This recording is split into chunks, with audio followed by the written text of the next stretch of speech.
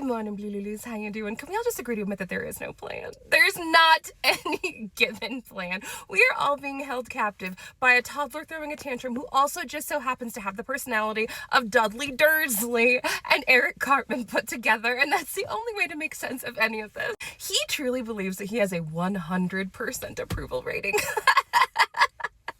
This is, of course, because he's been fleecing his own supporters for money every single day, multiple times a day. And in these emails, there's a little survey. And if you pay him like $20 to $50, you can tell him how wonderful he is. Yeah, this was apparently reported by CNN. And now he thinks that he's just like king of the world. He's like, nobody's ever heard of this before. I have the most amazing approval rating of anybody in the world. Thank you, CNN, for doing that. I can't believe you did that. But of course, he knows that that's not true, because in the same breath, he came out and said that the Democrats are the second biggest threat to global stability behind Iran.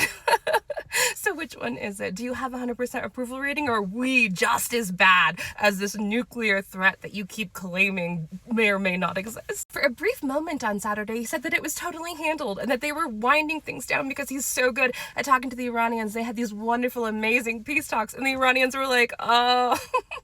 Is the Ayatollah in the room with us? Because I don't know her, girl. And of course, Mr. Yoo-hoo continued dropping bombs after his BFF said that they weren't going to do that anymore. And that's the crux of it, right? Because even though this conflict is incredibly unpopular across the aisle, across the entire country, he's being blackmailed by someone across the pond. But there's nothing he can do to just unilaterally stop doing this, because he's got so much dirt on him. And as long as there are 3 million files that continue to be hidden from the American public, this will continue to happen. We're operating under duress, and there is no plan!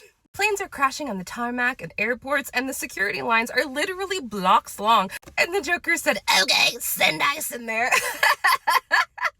I know it's not funny, but it's kind of funny. The TSA folks were like, what are we supposed to do with them? He's like, I don't know, figure it out.